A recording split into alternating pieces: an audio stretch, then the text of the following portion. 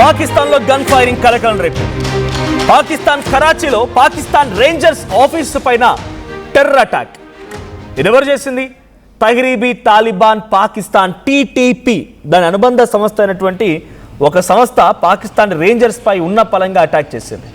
ఉగ్రదాడిలో 10 మంది మృతి చెందితే మరికొందరికి సీరియస్ గా ఉంది. ఇక మెయిన్ గేట్ ని వాహనంతో ఢీకొట్టి లోపలికి చొరబడి ఉగ్రవాదులు ఈ దాడికి పాల్పడ్డారు. లోపలికి వస్తూనే ఉగ్రవాదుల విచక్షణ రహిత కాల్పులకు పాల్పడ్డారు. ఇక టెర్రరిస్టులపై ఎదురుదాడికి దిగాయి పాకిస్తాన్ భద్రతా బలగాలు. దాడికి బాధ్యత వహిస్తూ జమాత్ ఉల్ అర్హార్ ప్రకటన చేసింది. ఇక ఖులాఫా ఏ రషీదీన్ ఇస్తాది బ్రిగేడ్ ఆపరేషన్ గా పేరు నామకరణం చేశారు. టెర్రర్ అటాక్ కారణంగా కరాచీలో హైలైట్ నెలకొంది. ఘటనా స్థలంలో భారీగా భద్రతా బలగాలు కూడా మోహరించి ఉన్నాయి. సో రేంజర్స్ అంటే అక్కడ ఆర్మీ మిలిటరీ పర్సన్స్, అక్కడ రేంజ్ అంటే ఏంటి? ఆర్మీ బేస్ క్యాంప్ ఉన్న పలంగా ఓ వాహనం ఆర్మీ బేస్ క్యాంప్ని గేటును ఢీకొట్టి సర్రమని లోపల దూసుకెళ్ళి దాంట్లో నుంచి ఓ 10 మంది వ్యక్తులు బయటకు వచ్చారు. ఉగ్రవాదులు దాడి చేస్తారు అంతే కదా. అక్కడ ఉన్నటువంటి ఆ ఉగ్రవాదులు ఎవరు? ఆర్మీ సైన్యం, పాకిస్తాన్ పిచ్చి వేషాలు వేసేటువంటి ఆ విధవల పైన మరికొంతమంది అక్కడికి వచ్చినటువంటి తహ్రీబీ తాలిబాన్ పాకిస్తాన్ అనేటువంటి దాని అనుబంధ సంస్థకు సంబంధించినటువంటి ఒక గ్రూప్ అక్కడికి చేరుకొని అటాక్ చేయడం మొదలుపెట్టింది. సో అక్కడ ఉన్నటువంటి సిచ్యువేషన్ ఏంటంటే సాటర్డే నైట్ నిన్న సాయంత్రం జరిగింది ఈ సంఘటన. ఉండపలంగా గేట్ ఢీకొట్టి లోపలికి వెళ్ళిపోయి ఆ జమాత్ ఉల్ అహ్రార్ అనేటువంటి ఈ గ్రూప్కి సంబంధించిన 10 మంది వ్యక్తులు లోపలికి వెళ్ళిపోయి ఒక్కసారిగా Karachi wing headquarters, rangers Bhittai wing headquarters లోపలికి వెళ్ళిపోయి గన్ ఫైరింగ్ ఓపెన్ చేశారు. అరౌండ్ 8:30 PM జరిగింది ఈ ఇన్సిడెంట్. అరౌండ్ 8:30 PM జరిగినటువంటి ఈ గన్ ఫైరింగ్లో 10 మంది చనిపోయారు. ఆ 10 మందిలో కొంతమంది రేంజర్స్ అంటే ఆర్మీ పర్సన్స్ ఉన్నారు, పాకిస్తాన్ నుంచి ఉన్నటువంటి ఆర్మీ పర్సన్స్ ఉన్నారు. మిగిలిన 6గురిని ఎవరైతే ఇక్కడ నుంచి వచ్చి ఆ కారులో వెళ్ళిపోయి అక్కడ అటాక్కి పాల్పడ్డారో ఆ 6గురిని కూడా పాకిస్తానీ ఆర్మీ రేంజర్స్ వాళ్ళని హతమార్చారు. సుమారుగా 2 గంటల పాటుగా కంటిన్యూస్గా ఈ గన్ ఫైరింగ్ జరిగింది. వాళ్ళ వైపు నుంచి వీళ్ళ వైపు నుంచి కంటిన్యూస్గా ఈ వార్ ఎక్స్చేంజ్ జరిగినట్టుగానే ఈ బుల్లెట్ల వర్షం కురిసింది ఒకరిపై ఒకరి మీద. సో ఈ ఘటనలో 6గురు ఉగ్రవాదులు కూడా మరణించారు. ఒకరిని పట్టుకోగలిగారు సేఫ్గా. So authorities immediately sealed of the compound, అంటే మొత్తం కూడా ఆ కాంపౌండ్ని ఆ గేట్ బద్దలు కొట్టి లోపలికి రావడాన్ని ఆ ఫెన్సింగ్ మొత్తాన్ని కూడా మరోసారి అలర్ట్ చేసి అక్కడ నైబర్హుడ్స్ కూడా అలర్ట్ చేశారు. ఆపరేషన్ జరిగేటువంటి ఈ సమయంలో మొత్తం కూడా అలర్ట్గా హై టెన్షన్ వాతావరణం క్రియేట్ చేసింది. సో దీనికి సంబంధించి ఈ అటాక్ గురించి జమాత్ ఉల్ అర్హార్ వాళ్ళు అనౌన్స్ చేసింది ఏంటంటే ఎస్ మేమే చేసాం ఇది. That largely operated in Pakistan's northwestern Khyber Pakhtunkhwa, ఆఫ్ఘనిస్తాన్కి సమీపంగా ఉన్నటువంటి ఒక గ్రూప్ ఇది.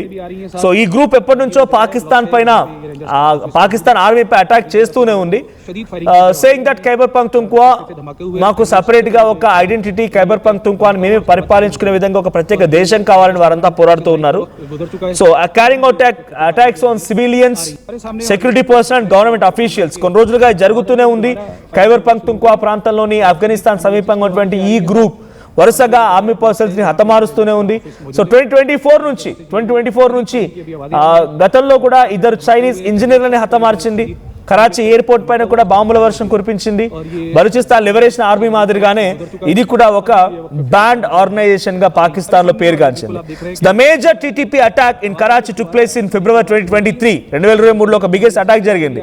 when militants stormed the Karachi police office on Sharah Faisal resulting in multiple casualties. అతిపెద్ద భారీ సంఘటన కరాచీ పోలీస్ స్టేషన్ దగ్గర, అక్కడ ఆఫీస్ దగ్గర జరిగిన సంఘటన కొన్ని వందలాది మందికి గాయాలయ్యాయి. సో ఇప్పుడు ఈ సంఘటన పైన జరిగిన ఇన్సిడెంట్ పైన అధికారులు కూడా అప్రమత్తమయ్యారు, ఎక్కడెక్కడ అలర్ట్ అయ్యారు. Sindh chief minister Murad Ali Shah, the provincial Police Chief and Karachi's Additional Inspector General of Police submitted detailed report on the incident. ఈ సంఘటన పైన ఒక డీటెయిల్డ్ ఇన్స్పెక్షన్ ని ఆదేశించారు ఆయన. ఆ తర్వాత ఒక రిపోర్ట్ కూడా సిద్ధం చేశారు. What is confirmed is as soon as the attack took place the Rangers personal immediate took positions. ఎప్పుడైతే అటాక్ జరిగిందో ఇమీడియట్గా వాళ్ళు పొజిషన్ తీసుకొని తిరిగి అటాక్ చేయడం కూడా మొదలుపెట్టారు. సో సుమారుగా rescue 1122 Sindh said it received reports of an explosion near Gulistan e Jauhar block number 5.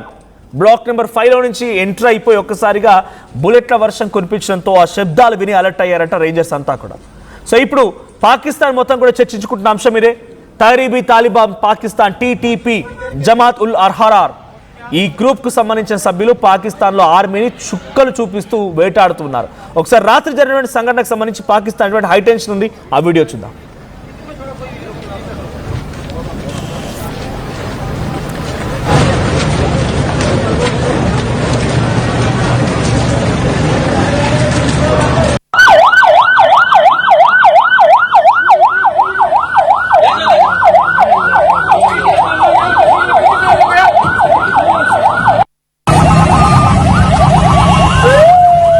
Miss you आती है हमेशा यार.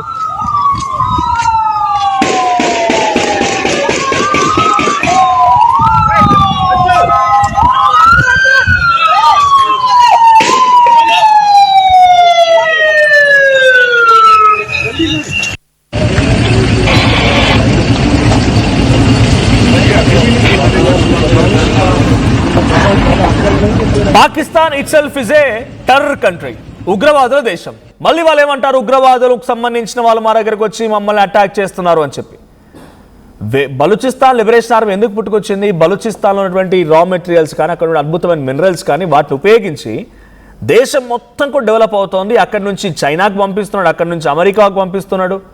కానీ బలూచిస్తాన్ లిబరేషన్ ఆర్మీ ఎందుకు పుట్టుకొచ్చింది అంటే బలూచిస్తాన్కి మాత్రం ఆ మినరల్స్లో వాళ్ళకి వాటా లేదు, ఒక డెవలప్మెంట్ లేదు. వాళ్ళు అడగడం తప్పేమున్నది? మా ప్రాంతం నుంచి అనేక రకాల తీసుకెళ్ళి నువ్వు ఆ ప్రాంతానికి ఇవ్వకపోతే డెఫినెట్గా క్వశ్చన్ చేస్తారు. సో బలూచిస్తాన్ లిబరేషన్ ఆర్మీ చేస్తుంది అదే. ఇప్పుడు ఖైబర్ పఖ్తూన్ఖ్వా కూడా అదే. సింధు ప్రావిన్స్లో ఎడారిగా మారింది ఆ ప్రాంతం అంతా కూడా. సింధు ప్రావిన్స్, సింధు జిల్లాలో అక్కడికి వెళ్లాల్సిన వాటాని దాన్ని డైవర్ట్ చేస్తూ పంజాబ్ ప్రావిన్స్లోని ఎక్కువగా ఇండస్ట్రియల్ ఫ్యాక్టరీస్ ఏర్పాటు చేయడం, వాటిని హోల్డ్ చేయడం మూలంగా సింధు ప్రావిన్స్లో ఎడారిగా మారిపోతున్న సిచ్యువేషన్. ఇప్పుడు కాదు, గత 4-5 సంవత్సరాలుగా ఈ యుద్ధం జరుగుతూనే ఉంది. సింధు ప్రావిన్స్లో అక్కడ సామాన్య జనం దగ్గర కూడా నాటు తుపాకుల మాదిరిగా తుపాకులు ఉంటూనే ఉంటాయి. ఒకసారి మీకు గుర్తుండుంటాయి, ఇఫ్ ఎట్ ఆల్ మీ చేతిలో స్మార్ట్ ఫోన్ అని కూడా చూడండి, గూగుల్లో సెర్చ్ చేయండి. సింధు ప్రావిన్స్లో ఉన్నటువంటి ఒక హోంమంత్రి నివాసాన్ని చుట్టుముట్టి గన్తో పరిగెత్తించి కొట్టిరు, వాడిని రోడ్ల మీద ఈడ్చుకుంటూ కొట్టిరు. కారణం ఏంటో తెలుసా? మాకు రావాల్సినటువంటి నిధులని, అక్కడ రావాల్సిన నీళ్ళు మొత్తాన్ని కూడా ఇష్టం వచ్చిన డైవర్ట్ చేస్తున్నారు, మేమేం చేయాలి, మేము ప్రాణాలు పోతున్నాయని చెప్పి తుపాకులు, ప్రతి ఒక్క సామాన్యుడి దగ్గర, సామాన్య వ్యక్తి దగ్గర తుపాకులు ఉన్నాయి. వాటిని పట్టుకొని వాడి ఇంటి మొత్తాన్ని చుట్టుముట్టి ఇంటి మొత్తాన్ని ధ్వంసం చేసి వాడిని రోడ్డు మీద తీసుకెళ్లి పరిగెత్తించారు. అంటే సింధు ప్రావిన్స్లో కూడా వేర్పాటువాదం. సింధు ప్రావిన్స్ వాళ్ళు మాకు ప్రత్యేక దేశం కావాలని వాళ్ళు, బలూచిస్తాన్ మాకు ప్రత్యేక దేశం కావాలని వీళ్ళు. అటు ఖైబర్ పఖ్తూన్ఖ్వాలో most of the upper part అంటే Afghanistan and Pakistan border sharing దగ్గర సమీపంగా ఉన్నటువంటి ఖైబర్ పఖ్తూన్ఖ్వా ప్రాంతంలో ఈ తాలిబానీ తహరీక్ పాకిస్తాన్ సంబంధించినటువంటి ఈ గ్రూప్స్ తాలిబాన్లు, జమాత్ ఉల్ అహ్రార్ వాళ్ళు ఏమంటున్నారు, మాకు ఇక్కడ డెవలప్మెంట్ లేదు, మమ్మల్ని ఎప్పుడు చూసి అణచివేస్తూ ఉంటారు, ఆర్మీతోని ఇబ్బంది పెడుతూ ఉంటారు, మాకు ఇక్కడ డెవలప్మెంట్ లేదు కాబట్టి మాకు కూడా కావాలి. వాళ్ళ డిమాండ్స్ అవే. బలూచిస్తాన్ లిబరేషన్ ఆర్మీ ఎందుకు పోరాడుతుందంటే ప్రధానంగా ఇదే. వాళ్ళ దగ్గర మినరల్స్ ఉపయోగించి ఎవరెవరు దేశాలకు ఎక్స్పోర్ట్ చేస్తున్నారు, వాళ్ళు డెవలప్ అవుతున్నారు. కానీ అదే అక్కడ ఉన్నటువంటి ప్రాంతానికి మాత్రం ఏమాత్రం ఉపయోగం లేదు. కాబట్టే బలూచిస్తాన్ వాళ్ళు వేర్పాటువాదం కోసం ప్రయత్నం చేస్తూ బిఎల్ఏ అనేటువంటి ఒక ఆర్మీని స్టార్ట్ చేసి వాళ్ళ ప్రత్యేక దేశంగా కావాలని పోరాడుతున్నారు. కొన్ని జనరేషన్స్గా పోరాడుతున్నారు, వాళ్ళు కొన్ని జనరేషన్స్గా స్ట్రగుల్ చేస్తున్నారు. ఇప్పుడు ఖైబర్ పఖ్తూన్ఖ్వాలో జరుగుతుంది కూడా ఇదే.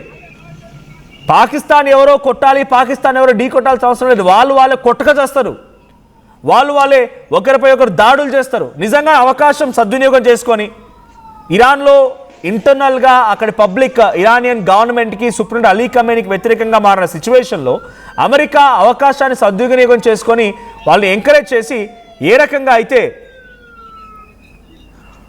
రకంగా అయితే ఇబ్బంది గురి చేసిందో, ఏ రకంగా అయితే వాళ్ళు ఇరాన్లో ఒక రెవల్యూషన్కి కారణమైన అమెరికా ఆ రకమైన సిచ్యువేషన్ బలూచిస్తాన్లోనో ఖైబర్ పఖ్తూన్ఖ్వాలోనో పాకిస్తాన్ వ్యతిరేకంగా జరుగుతున్న చర్యల మీద భారత్ అవకాశం తీసుకోవచ్చు. బట్ మేము ధర్మాన్ని నమ్ముకున్నాం కాబట్టి ఆ లిబరల్ కొనసాగుతోంది. రైట్, డైరెక్ట్గా షోయబ్ అఖ్తర్, క్రికెట్ షోయబ్ అఖ్తర్ వాడి సోదరుడు కూడా చనిపోతే వాడి అంత్యక్రియల్లో మొత్తం ఉగ్రవాదులు ఎవరు వచ్చారు? షోయబ్ అఖ్తర్ సోదరుడు యొక్క అంత్యక్రియలో నిషేధిత ఉగ్రవాద సంస్థ ప్రతినిధులు పాల్గొన్నారు. వాడు క్రికెటర్ వచ్చి క్రికెట్ ఆడతాడు, మళ్ళీ పోయి వాని బంధువులు చచ్చిపోగానే ఉగ్రవాదులు వచ్చి వాడిని పార్టిసిపేట్ చేస్తారు. ఇది మనం చెప్తున్న మాట కాదు, పాకిస్తాన్ అఫీషియల్ అనౌన్స్ చేసింది పాకిస్తాన్ గవర్నమెంట్. షోయబ్ అఖ్తర్కి సంబంధించినటువంటి ఒక క్రికెటర్ గాడు వాడి సోదరుడు చనిపోతే అక్కడ వచ్చింది ఎవరయ్యా అంటే మొత్తం ఉగ్రవాదులే. అంతెందుకు, ఆసిమ్ మునీర్, షహబాజ్ షరీఫ్ మన ఆపరేషన్ సింధూర్లో భాగంగా కొన్ని కీలకమైనటువంటి ప్రాంతాలని టార్గెట్ చేసి ఉగ్రవాద స్థావరాలని భారత్ పేల్చేసినప్పుడు అక్కడ కూడా ఆ చనిపోయిన వాళ్ళ అంత్యక్రియలో పార్టిసిపేట్ చేసింది ఈ షహబాజ్ షరీఫ్, అక్కడ ప్రధాని, అండ్ ఆసిమ్ మునీర్ అక్కడి ఆర్మీ చీఫ్. ఉగ్రవాదుల అంత్యక్రియలో పార్టిసిపేట్ చేసి వాడు ఏం చేస్తాడు, మనిషి ₹1 కోటి అనౌన్స్ చేస్తాడు. జైషీ మహమ్మద్ ఉగ్రవాద సంస్థకు సంబంధించిన చీఫ్, వాడికి మనిషికి ₹1 కోటి చొప్పున అనౌన్స్ చేస్తే వాడు ఇంకో 15 మంది చనిపోతే ₹15 కోట్ల వచ్చాయి వాడు ఒక్కడికే. వాడు తిరిగి మళ్ళీ ఉగ్రవాదాన్ని పెంచి పోషించడా? సో ఇదంతా ఒక పాకిస్తాన్ పేరు చెప్పి పాకిస్తాన్ గురించి మనం మాట్లాడితే నిజంగానే కొన్ని సందర్భాల్లో ఆశ్చర్యం వేస్తుంది. అరే వీడే ఉగ్రవాద దేశం, వీడియో కూడా అటాక్ చేసినట్టుగా ఓ కలరింగ్ ఇచ్చి కట్టింగ్ ఇచ్చి పాకిస్తాన్ పైన నిన్న ఖైబర్ పఖ్తూన్ఖ్వాకు సంబంధించినటువంటి ఆ ప్రాంతం నుంచి వచ్చిన జమాత్ ఉల్ అహ్రార్ అనేటువంటి ఒక గ్రూప్, మిలిటెంట్ గ్రూప్ రేంజర్స్ పై అటాక్ చేసింది ఖైబర్ పఖ్తూన్ఖ్వా ప్రాంతంలో.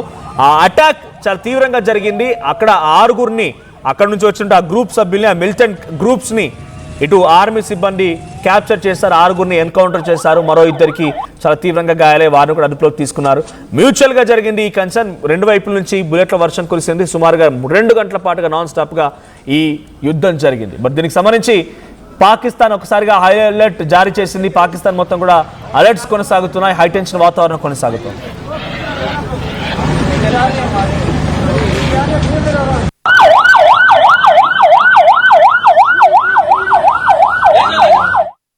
జలుబు తలనొప్పి ఒళ్ళు నొప్పుల నుంచి ఉపశమనం శాస్త్రీగా. జలుబు తలనొప్పి ఒళ్ళు నొప్పుల నుండి ఉపశమనం శాస్త్రీ బామ్ ఇప్పుడు ₹5 ప్యాక్ లో కూడా. టోర్నమెంట్ కి ముందు పెయింట్ ఎలా చేస్తాం?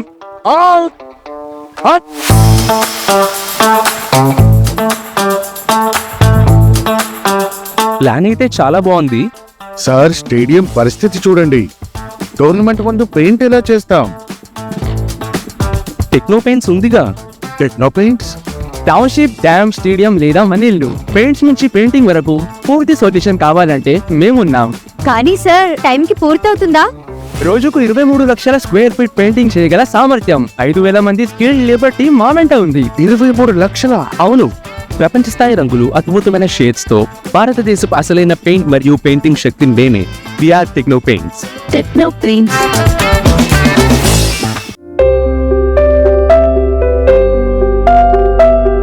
చిన్న చిన్న ఆనందాలు 35 ఏళ్లుగా నా జీవితంలో లేవు.